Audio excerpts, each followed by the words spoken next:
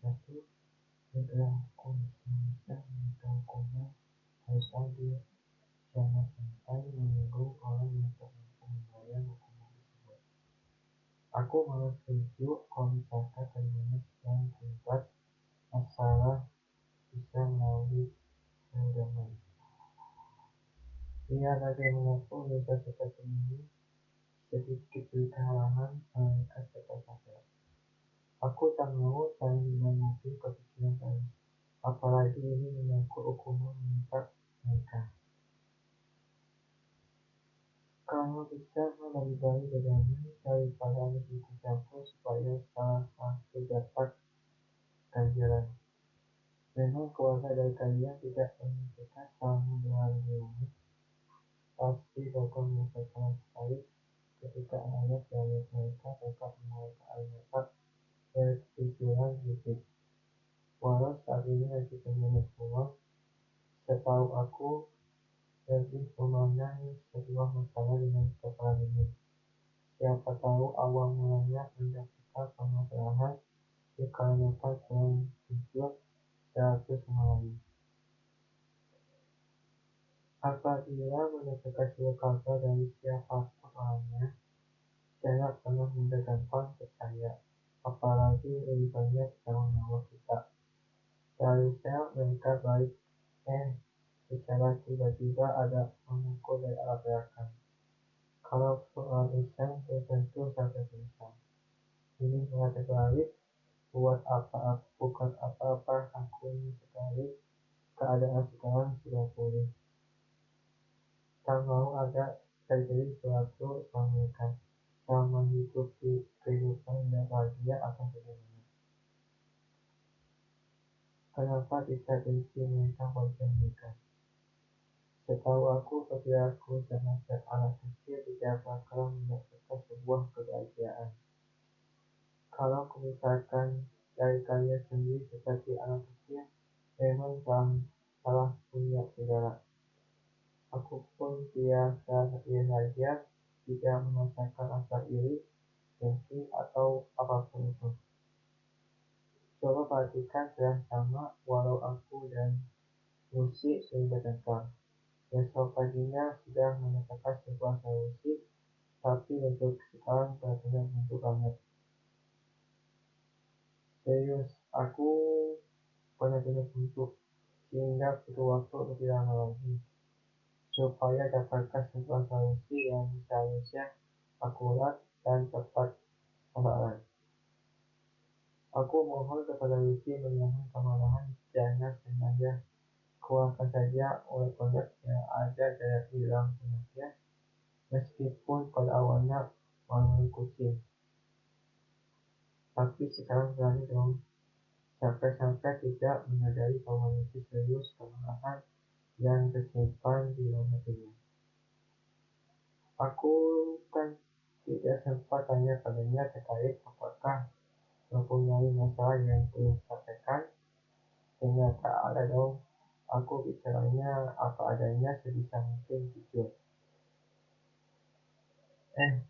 Tahunya berbohong juga saking takut terkena amarah melebihi ibu diri. Sedangkan urusan seperti itu membuatku makin mendapatkan derita sekali. Apalagi kali ini bukan tergantung di mana letak masalahnya, namun bagaimana solusi yang bisa diselesaikan secara baik-baik. Meskipun aku tahu betul letak kesalahan diriku, berhubung diriku masih mampu menahan amarah, tapi soal kesabaran jangan tanya lagi. Pasti orang terdekatku sudah pada tahu semuanya. Kecuali Lucy sendiri tetap tenang saja. Aku perlu kasih tahu. Menunggu waktu yang tepat dulu ada pada bahan sambil memikirkan sesuatu berkaitan Sang Hadid. Meski awal mula ragu, tetapi selepas mendengar orang sekitar pada saat mobil ini berhenti lampu merah, terdengar jelas, bahkan jelas sekali. Tak ragu kebanyakan orang menyelesaikan masalah menggunakan emosi. Sehingga aku tahu sedikit demi sedikit, asalkan jangan ditiru saja olehku maupun orang lain. Meski akhirnya tahu bahwa suatu ketika bisa saja pakai emosi. Namun, apa boleh buat, memikirkan suatu sanatan besar. Keadaan sekarang berbeda sama zaman dulu. Begitu ada masalah langsung selesaikan dengan cara kembali. Aku harus apa lagi selama perjalanan kali ini? Banyak sekali pikiran masuk ke dalam otakku. Tetapi kenapa sampai saat ini benar-benar nggak khawatir mengenai hubungan kita berdua? Apa perlu masukkan orang dekat via diskusi bersama? Sedangkan adikku tak perlu berita apapun. Apalagi masalah sangatlah rumit dibanding masalah ini yang begitu mudah untuk diselesaikan. Please, aku mohon banget jangan pernah lakukan apapun. Sebelum aku putuskan bagaimana caranya, kalau misalkan bersikeras dan sudah segan atau meminta uang jajannya, saking ikut campur urusan orang lain, apabila masih tetap seperti itu, ya sudah berarti fix uang jajan dalam sebulan bakal dikurangi. Percuma mendengar bicara dari dia tidak konsisten banget. Padahal aku mengharapkan dirinya fokus sekolah dan hatinya bela diri dia makin berkembang. Asalkan jangan mengingatkan kesalahan pada waktu kejuaraan bela diri tingkat provinsi.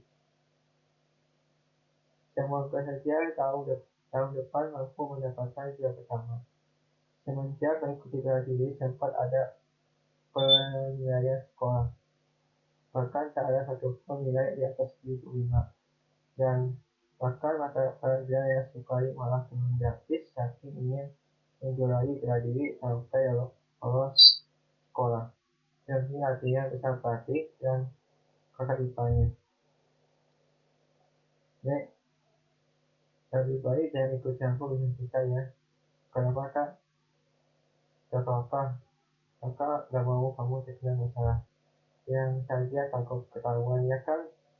Hanya mesti sedikit jutek. Hah? Aku ketahuan lagi aku tidak ada yang sembunyikan. Ujar Dennis sedikit khawatir takut benar ketahuan. Kok muka saya gelisah sekali? Saya kembali padaku. Waduh, aku harus apa nih? Jawab, semestinya tak usah bilang seperti itu. Lagi pula, menurutku nggak bisa jaga sama sekali. Setiap ada masalah apapun, pasti sebentar lagi akan ketahuan. Bahkan tak ada sedikit pun rahasia masa laluku terima dengan lapang dada. Walaupun saat ini benar-benar rumit untuk menjelaskan semuanya padanya. Padahal tadi menyangkut urusan yang memang berikan sebuah solusi. Setelah berpikir lagi, aku malah kasihan sama adikku. Memang mesti tidak berpikir ke depan bakal seperti apa kalau terjadi sesuatu yang menurutku perlu dijaga sangat ketat. Bahkan jangan sampai deh mempunyai masalah seperti kita nanti malah ribet harus ke sana ke sini.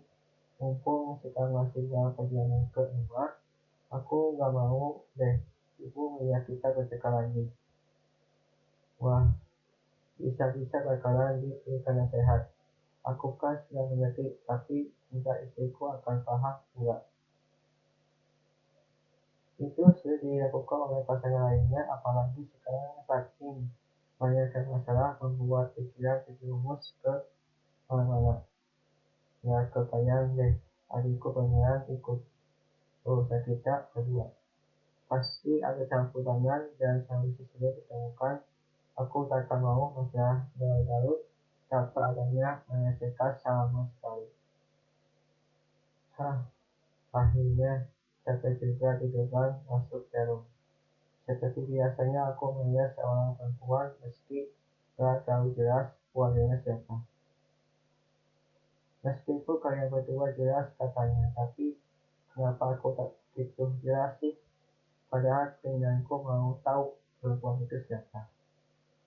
Bukan berarti pikiran Lucy harus negatif lalu ada kalanya aku mau istirahat dulu sebentar. Bukan, bukan itu maksudku. Maksudnya, siapa tahu mau dibantu untuk mencari rumah. Aku kan membantu seorang yang lagi susah, bukan berarti berniat ingin berselingkuh dengannya. Sudah cukup sekali saja. Asalkan kau tahu cara bekerja sendiri tanpa ada isi di kantor. Aku merasakan kesepian tak ada bercanda, meskipun saya menyanyi lagu kesukaan masing-masing. Bahkan karyawan kantor lainnya ikut terhibur saking terlalu sibuk dalam pekerjaan. Nah, semenjak ada dia bekerja di sini, kenapa rasa syukur kepadanya timbul dengan cepat. Berbeda banyak sama musik dan padanku begitu lama harus menilai lebih dahulu, lebih cocoknya sama musik. Ketemulah sama seorang perempuan asal Bandung. Aku baru tahu juga dia pernah tinggal di rumah om aku tinggal. Sayangnya nggak bisa ke sana, nggak tahu kenapa. Apa mungkin sudah punya pasangan atau malah sebaliknya. Persetujuan main ke sana perlu kerja keras banget, supaya hati salah satu dari kita bisa luluh secara bersamaan. Namun, pikiran aku maupun dia selalu bersama. Bahkan sempat terdapat pada saat meeting sang bos pun sama persis. Sempat kepikiran bahwa dirinya adalah jodoh pengganti Lucy. Kalau misalkan istriku berniat ingin bercerai sama aku. Tetapi bukan berarti pikiran aku sama Lucy bakal sama.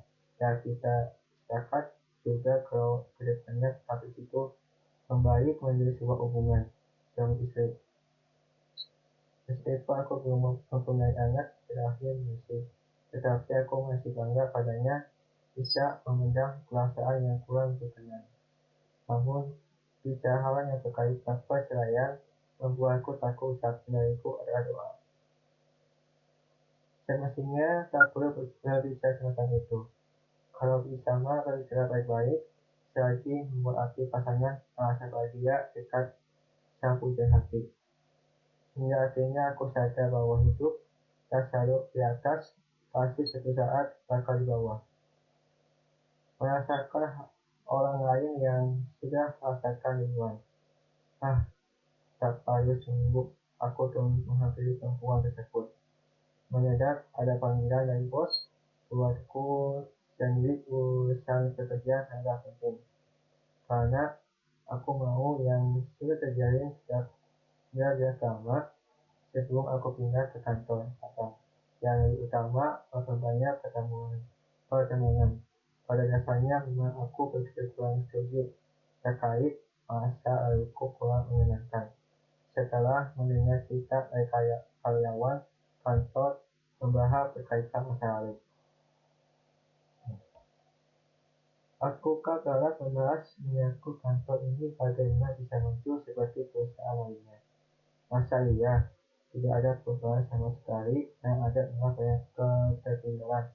Orang lain yang sedang memajukan perusahaan, kita sendiri masih begitu saja.